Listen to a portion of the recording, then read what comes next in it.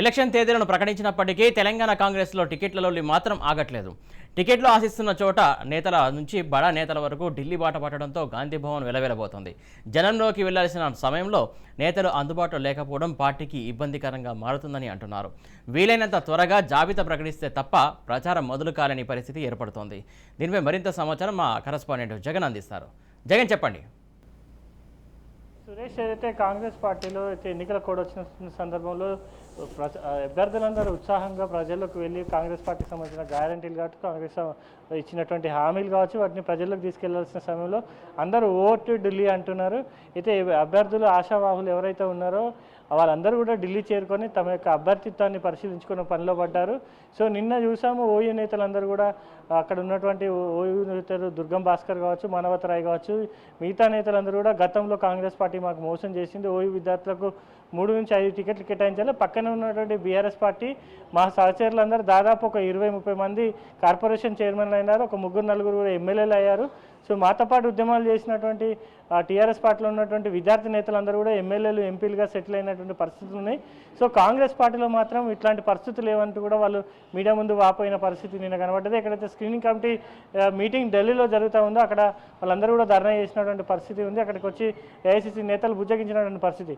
So ఎన్నికల code వచ్చిన సందర్భంలో కాంగ్రెస్ పార్టీలో ఉత్సాహంగా పనిచేస్తూ జనాల్లోకి కాంగ్రెస్ గ్యారంటీలు కానీ, రైతు డిక్లరేషన్ కానీ, యూత్ డిక్లరేషన్ ఇలాంటి డిక్లరేషన్ ప్రకటించి ఉన్నది. ఈ సందర్భంలో ప్రజలకు తీసుకెళ్లాల్సిన నేతలందరూ కూడా ఢిల్లీ బాట పట్టడంతో గాంధీ భవన్ అయితే వెలవెలవైంది.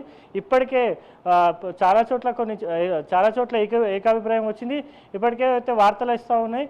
సో కొన్ని చోట్ల సిపిఐ-సిపిఎంకు కూడా సీట్లు కేటాయిస్తున్నట్టుగా అయితే వార్తలు వస్తూ ఉన్నాయి.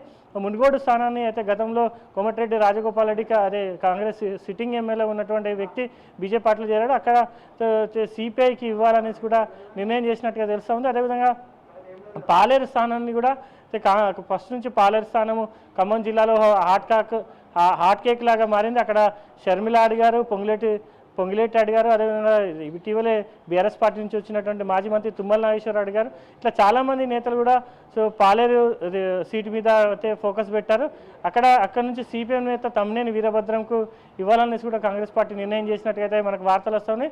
దీంతోపాటు అయితే భద్రాచలం నియోజకవర్గాన్ని కూడా భద్రాచలం నియోజకవర్గంని కూడా అయితే సిట్టింగ్ ఎమ్మెల్యే కాంగ్రెస్ ఎమ్మెల్యే ఉన్నారు. ఆ స్థానాన్ని కూడా సిపిఎంకు కేటాయించినట్లయితే మనకు వార్తలు వస్తున్నాయి. మొత్తానికైతే కాంగ్రెస్ పార్టీలో స్క్రీనింగ్ కమిటీ వైపు ఎన్నికల కమిషన్ షెడ్యూల్ ప్రకటించి ఇతర పార్టీలు అన్నీ కూడా ఇప్పుడు బీఆర్ఎస్ అయితే సీఎం కేసీఆర్కి సంబంధించిన షెడ్యూల్ కూడా వచ్చింది.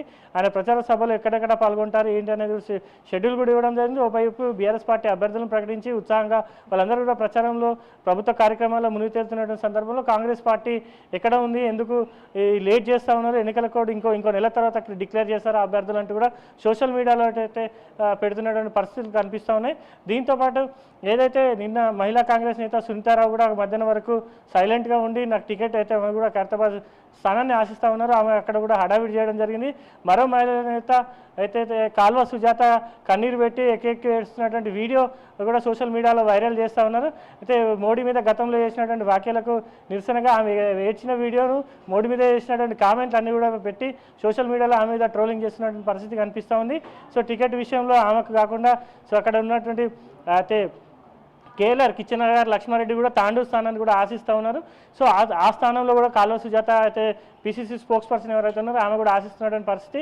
వాళ్ళు ఎవరు కాదనుకుంటే ఈ మధ్యన వచ్చినటువంటి కొత్త మనోహర్ రెడ్డి ఎవరైతే ఉన్నారో ఆయన కూడా తాండూరు స్థానం నుంచి ఆయన అక్కడ అడుగుతూ ఉన్నారు. ఆయనకు అక్కడ సీటు దాదాపుగా ఖరారు అయినట్లయితే వార్తలు వస్తూ ఉన్నాయి. సో ఈ నేపథ్యంలో ఇట్లాంటి అయితే ఏడుపులు పెడబబ్బులు అందరూ కూడా తమ యొక్క ప్రయత్నాన్ని చేస్తూ ఉన్నారు. తమ ఆయా రకాలుగా వాళ్ళకు ఉన్నటువంటి పరిచయాలు, జాతీయ స్థాయిలో ఉన్నటువంటి పరిచయాలు ఇవన్నిటిని కూడా వినియోగిస్తున్నటువంటి పరిస్థితి ఉంది. కాకపోతే క్షేత్రస్థాయిలో వచ్చిన రిపోర్ట్ల ఆధారంగా, సర్వే ఆధారంగానే అయితే అభ్యర్థులు ఇతర పార్టీ నుంచి వచ్చినటువంటి అభ్యర్థులకు జైపూర్ డిక్లరేషన్ ప్రకారం 5 సంవత్సరాలు యాక్టివ్ మెంబర్షిప్ ఉండాలి.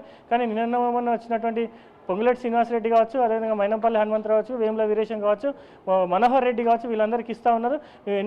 ఎన్నో సంవత్సరాలుగా పార్టీలను నమ్ముకొని పార్టీ అనుబంధ విభాగాల్లో పనిచేస్తున్నటువంటి వ్యక్తులు ఎన్ఎస్ఏ కావచ్చు, యూత్ కాంగ్రెస్ కావచ్చు, ఇతర కాంగ్రెస్ అనుబంధ విభాగాల్లో పనిచేసినటువంటి వ్యక్తులు మాకు అందరికీ కూడా టికెట్లు ఇవ్వాలనేసి కూడా కోర్ కాంగ్రెస్ నేతలు రేపు పొద్దున కూడా ఒకవేళ పార్టీకి మేము లాయలిస్టులుగా ఉంటాం, పార్టీ కోసమే మేము పనిచేస్తాం, రాహుల్ గాంధీ కోసం పనిచేస్తామంటూ కూడా నేతలు చెప్తున్నటువంటి పరిస్థితులు అయితే కనిపిస్తూ ఉన్నాయి.